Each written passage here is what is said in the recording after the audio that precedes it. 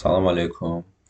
Bu günləri belə bir maraqlı bir məsələnin həllini çəkmək istəyirəm.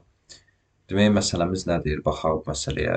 Və məsələyə keçməzdən qabaq onu demək istəyirəm ki, mən bu məsələni istərdim ki, iki fərqli üsulla hesablayım. Birinci üsul bunu proqramlaşdırma yolu ilə həll edim. İkinci üsul isə ənənəvi olaraq riyazi yolla həll edərdim. Və sonda isə öz fikirlərimi bölüşərdim ki, hansı üsul daha üstündür, yəni daha yaxşıdır, yəni onu demək istərdim. İlk öncə məsələmizə baxaq, yəni ümumiyyətlə baxaq, məsələ bizdən nə istəyir? Demək, məsələdə deyilir ki, torbada 3, 5 və 20 qəpikliklər mövcuddur. Onların toplam sayı 100-dür. Hüseyn onları hesabladı və 12 manat olduğunu dedi. Torbada neçə ədəd 3, 5 və 20 qəpik olduğunu tapın. Demək, məsələdən bizə aydın olur ki, hər hansısa bir torbaya 3, 5 və 20 qəpiklikləri atıblar və nəticədə görüblər orada 100 ədəd qəpik var və sonra Hüseyn onları hesablayıb və onların 12 manat olduğunu deyib. İndi isə biz bilməliyik neçə ədəd 3 qəpik, 5 qəpik və 20 qəpik var. İndi bu məsələni ilk öncə mən proqramlaşdırma yolu ilə yazmaq istəyərdim. Demək, bunu mən onlayn Google'dakı C++'ın kompilyatorunda etmək istərdim. Demək, bura ilk öncə demək, include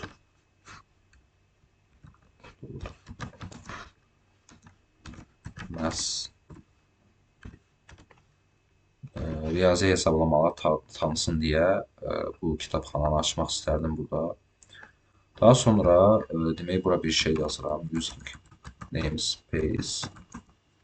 namespace std. Yəni, bunun rolu nədir? Bunu əgər yazmasaq, çapı, həmçinin ədəd daxil etməni bu formada verməli oluruq. Lakin mən o formada istəmədiyim üçün bunu yazıram ki, məsələn, çapı verdikdə promoy cout yazıb, yəni çap edək. Demək, ilk öncə məsələyə necə baxmaq lazımdır? Demək, bizdə nə var? Bizdə 3, 5 və 20 qəpikliklər var. Demək, biz belə eləyək. M götürüm, mən M, int M. Bu M olsun, elə bil ki, 3 qəpik, 3 qəpik.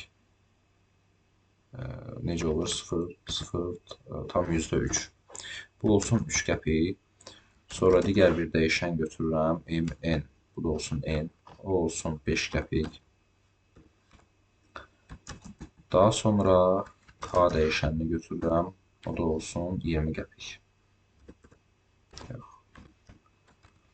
Belə. Demək, bu nəyi bildirir? Yəni, integer tam tipdə olduğu, daha doğrusu mən səhv yazdım. Integer yox, float olmalıdır. Nəyə görə? Çünki integer bizdə bunlar tiplərdir ümumiyyətlə. Integerdir, floatdır, double da var, boolean var. Yəni, bu ədədin bizdə, yəni, belə deyək də, məsələn, əgər integer qoysaq, gərək bu tam ədəd olsun. Lakin bizdə tam ədəd deyil, kəsr ədəd olduğu üçün float tipi bunları tanıyır, yəni float tipində olmalıdır. Və yaxud da floatın yerinə double tipi də olsa, yəni olar. Məsələn, bura double tipində də məncə yəni yazmaq olar. Amma indi daha floatda yazmışam, elə floatda da qalsın. Float. Demək, mən burada qəpiklərimi qeyd etdim. Yəni, M bizdə 3 qəpik idi, N 5 qəpik və 20 qəpik də K-dır. İndi mən nə etməliyəm? Proqramı yazmalıyam. Təbii ki, burada yəni ki, dövrlərdən istifadə etmək zəruridir. Çünki dövrsüz yazdıqda proqram səhv verir. Bir dövr quraram. Məsələn, misal üçün başlayaram sıfırdan, daha doğrusu sıfırdan yox, birdən, onu sonra deyərəm niyə birdən başlayıram. İyi getsin, bir rəqəm götürüm özümdən 10.000-ə kimi və plus i. Daha sonra bu dövrün içində bir dövr də açaram.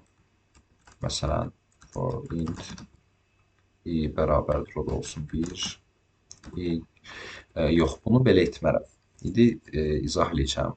Bu belə götürərəm. I bərabərdir olsun 10.000. Bunu tərsinə götürürəm. Demək, bu nə deməkdir? İndi onu deyəcəm. İnşallah. Minus minus i. Demək, burada məsələ nədir? Yəni, i 1-dən başlayır. Yəni, 10.000-ə kimi gedir. 1-1 arta-arta. Burada isə tərsinədir. 10.000-dən başlayır. I ta ki, yəni 0 olana kimi, yəni buracan azala-azala gedir. Bunun fərqi ondadır. Bir də üçüncü bir dövrdə açmalıyam bunun içində. Int i bərabərdir. Bunu da 100 qoyacağam.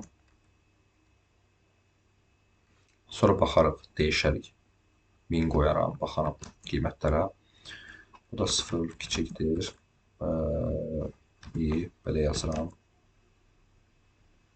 Yəni bu o deməkdir ki, yəni artıq yəni i gəldi, çatdı 1-ə, 1 böyükdürmü 0-dan böyükdür. Sonra gəlir i yoxlayır 0-ı. Artıq 0-da dayanır. Çünki görür 0 0-dan kiçik deyil. Onun üçün yəni 0-a kimi gedir. Yəni 100-dən aşağı bütün ədədlərə baxa-baxa gedir. İndi mən burada nə üçün yəni bu dövrləri qurduğum, yəni bu dövrlərdə rol nədən ibarətdir? Bu arada burada dövrlərdə kobud səhv buraxmışam. Hamısı i ola bilməz. Hərəsi fərqli olmalıdır. Yoxsa burada bütün hamısı bir-birinə qarışar. Yəni düz olmaz proqram. Bunu J qoyuram. Bunu bu da olsun, nə bilim, C. Hər hansısa bir dəyişən, onun fərqi yoxdur. İstədiyimiz hərfdən yəni qoya bilərik. Demək, yəni burada rol nədən ibarətdir, onu deyəcəm inşallah. Demək, bizim qəpiklərimiz bunlardır, M, N, K. Və biz bilmək istəyirik ki, yəni bizdə hər qəpikdən nə qədər olub bu torbanın içində. Və bu demək, hansı ki, I, J, C. Bunlar nəyi bildirir? Bunlar bir növ bizim elə bil ki, qəpiklərimizin sayını yəni bizə bildirir. Yəni bizim qəpiklərimizin sayı nə qədərdir? Aydındırmı?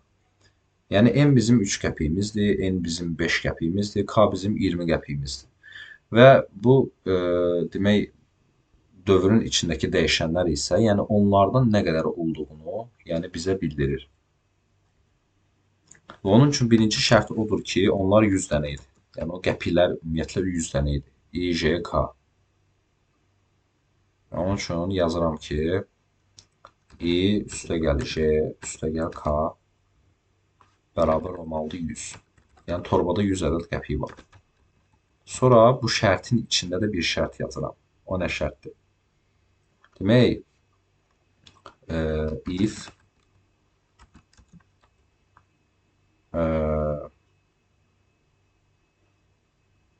daha doğrusu bunlar nəyi bildirir? Onu deyim. Məsələn, indi mən bir dənə bunu da içindəki şərti də yazım. Yəni onu tam olaraq deyərəm. Nəyi bildirirsə. Birinci 3 qəpiyim M idi. M-i vururam. M üçün götürürəm məsələn i-ni. Sonra onunla toplayıram N. N-i də vururam J-yə.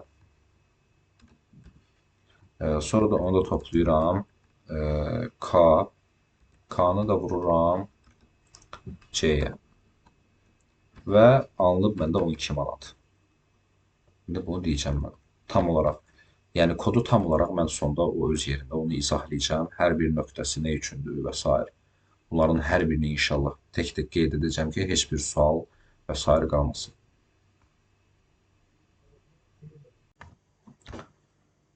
Demək, qaldığım yerdən davam edirəm.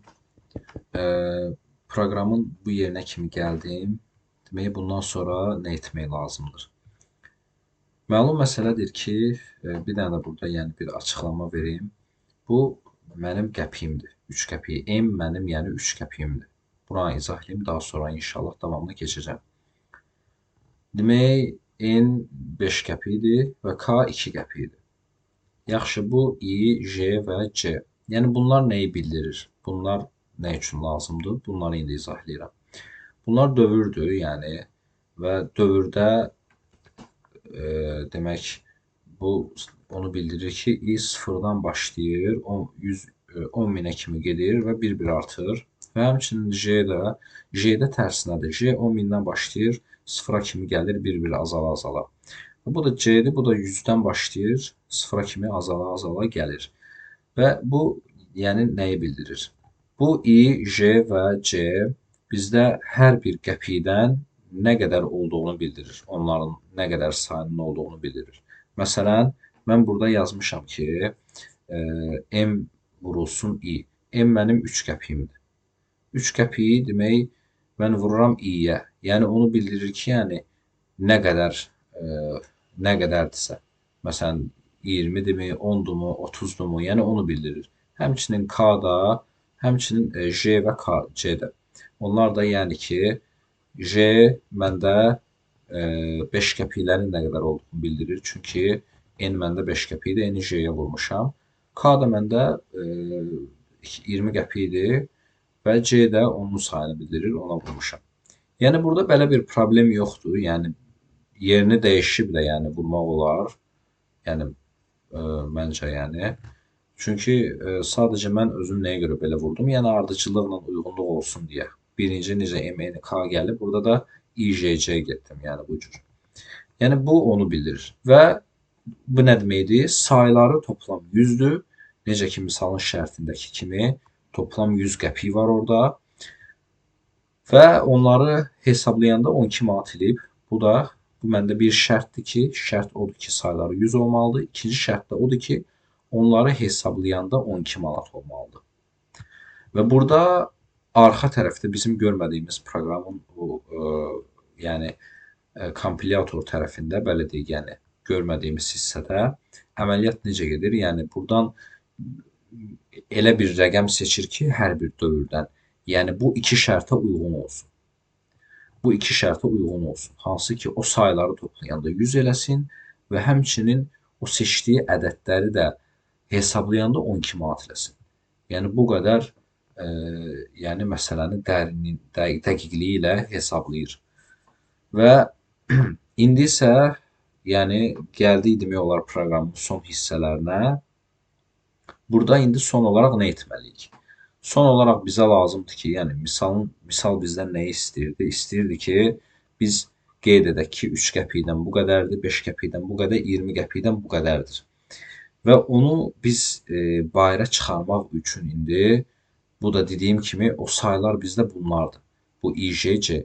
Və bunları mən bu dövr xaricindən, yəni buradan bu yana altda yaza bilmərəm. Yazsam proqram səhv verəcək. Çünki bu dəyişənlər sadəcə dövrün içində tanınır. Yəni dövrün xaricində bunlar tanınmır. Demək, mən burada nə fikirləşirəm? Mən bunları dövrün xaricində tanıdıb ekrana çapa vermək üçün yeni bir dəyişən qurmalıyam. Dəyişən, daha doğrusu 3 ədəd. Və bunları dövrün içində o dəyişənlərə yerləşdirib o dəyişənləri bayıra çıxarmalıyam. Və o dəyişənlər bunların qiymətini verəcək. İndi bu dediklərimi tətbiq edeyim. Məsələn, bu zaman int dəyişənini götürürəm. Artıq integer tipində götürürəm tam olaraq. Çünki bunların ədədləri tamdır və dəyişən tam bir şey götürür. Demək, belə bir şey qoyuram adın. Nə qoyum? Saxlayan qoyum. Saxlayan. Yəni bu sayını saxlayır. Elə bu. Bərabərdir 0. 0 verirəm. Int olsun məsələn saxlayan 2. Saxlayan 2. Buna da 0 verirəm. Int saxlayan olsun 3. Buna da 0 verirəm. Yəni buna 0 burada nisbət edirəm. Mən sonra proqramın içində buna təzə qiymətlər nisbət etdikdə, yəni mənimsətdikdə daha doğrusu, o yəni 0 dəyişəcək, o mənimsətdiyim qiyməti saxlayacaq artıq, yəni bu dəyişən. Yəni onun üçün proqramlaşdırmada bir ədəd, bir bərabərdir işarəsi riyaziyyatdan fərqlənir. Burada bu mənimsətmə işarəsidir. Amma burada mən 2 bərabərdir qoysam, artıq mən bundan sonra saxlayana başqa bir ədəd nisbət edə bilmərəm. Başqa bir ədəd mənimsədə bilmərəm. Çünki bu proqramlaşdırmada artıq o deməkdir ki, saxlayan doğrudan da yəni 0-la bərabərdir.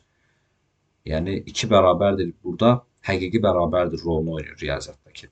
Amma bu bir bərabərdir, sadəcə mənimsətmə işarəsi gedir burada.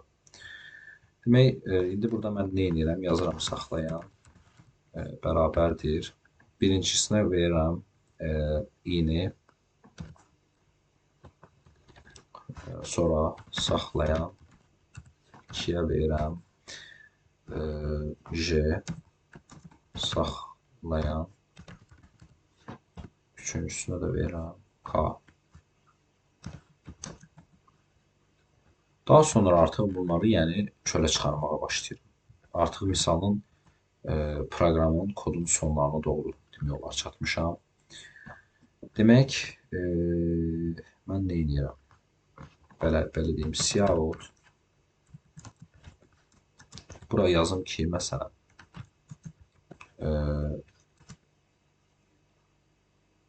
3 qəpiklərin sayı. 3 qəpiklərin sayı. Demək, bu bir dənə boşluq qoyacağım buradan. Sonra artıq onun qiymətini daxil edəcəm inşallah. Saxlayan. 3 qəpiklər bizdə i idi də. Çünki emi vurmuşduq nəyə? i-yə və onu tapırdı. Və bu belə. Bunu yazıram end line. Keçirəm növbəti sətrə. Cout. İndi demək 5 qəpiklərin sayı. 5 qəpiklərin sayı.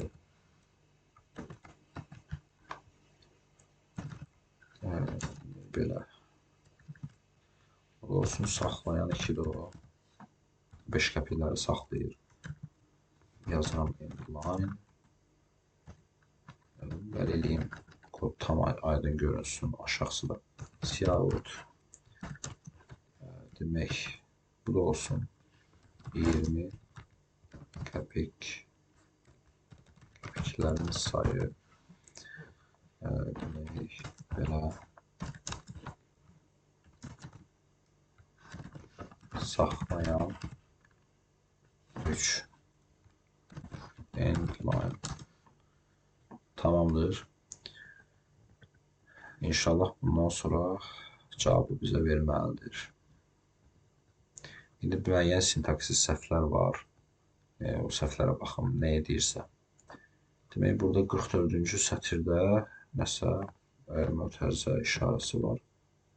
44-də. Aha.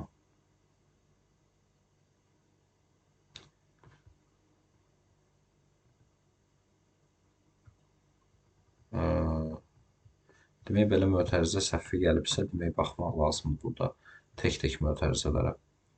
Demək, içdən başlamaq lazımdır. If-in mötərizəsi 1, bu birinci if, ikinci if,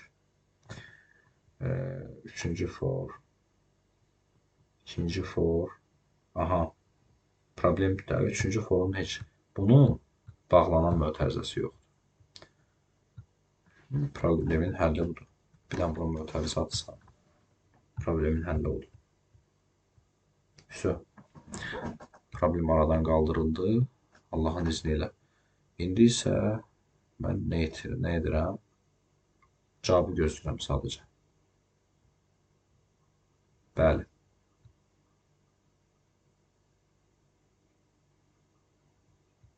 Amma cavabı nəsə səhv verdi. Nəyə görə səhv verdi? İndi hesablayayım. Aha, nəyə görə səhv verdi? Çünki mən bura K yazmışam. Bu da bir səhvdir. Burada proqramlaşdırmada olur, bəzən nəzərə çatmıyor.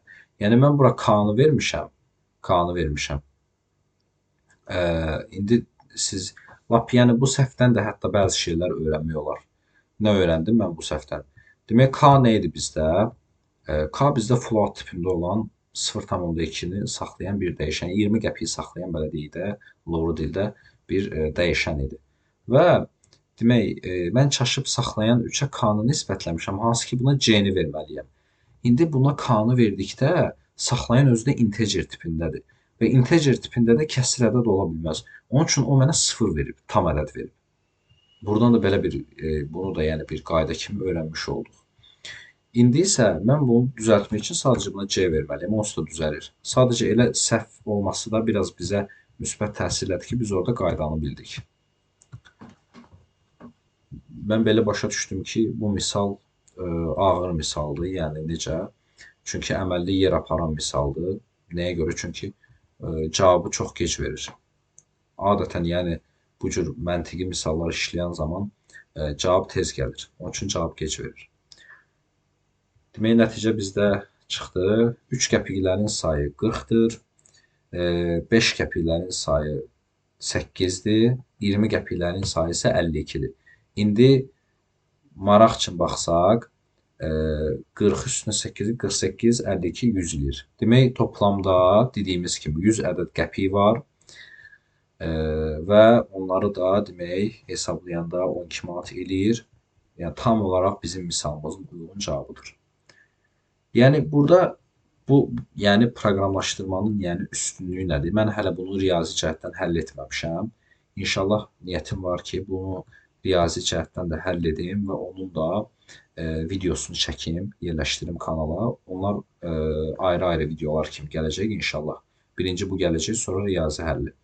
Lakin ona keçməzdən qabaq, burada belə bir üstünlük var ki, yəni proqramlaşdırmanın belə bir üstünlüyü var ki, biz bunu proqramlaşdırma ilə artıq belə bu kodu yazdıqdan sonra artıq biz bura istədiyimiz ədədləri daxil edib 3 qəpik olmasın, 7 qəpik olsun, 8 qəpik olsun, 20 qəpik, 30 qəpik istədiyimiz ədədləri daxil edib biz nəticələr ala bilərik. Yəni proqramlaşdırmanın üstünlüyü budur. Artıq yəni bir dəfə əziyyət çəkib kod yazırsan, qalanında artıq sən koda tapşırırsan rəqəmləri, yəni o artıq özü hesablayır. Yəni sən orada artıq bir iş görmürsən. Lakin riyaziyyata biz baxsaq, yəni əgər riyazi cəhətdən götürsək, riyazi cəhətdən gərək hər dəfə mən burada durub indi bu rəqəmləri dəyişsəm, ədədləri. Yəni 3 qəpik eləmədim, elədim 5 qəpik, 4 qəpik və yaxud da nə bilim, elədim bunu 30 qəpik, 40 qəpik. Mən hər dəfə ədədləri dəyişdikcə riyaziyyatda onun üçün ayrıca bir xüsusi bir misal yazmaq gərəkdir. Amma proqramlaşdırma belə deyil. Proqramlaşdırma yəni asanlaşdırır. Yəni bu cür. Bununla da bir videonun sonuna gəldik. Kanala abunə olub bildirişləri açmağı unutmayın və videoları like edib öz fikirlərinizi kommentlərdə bölüşə bilərsiniz mənimlə birlikdə. Gələn videolarda görüşənədək. Salam aleykum.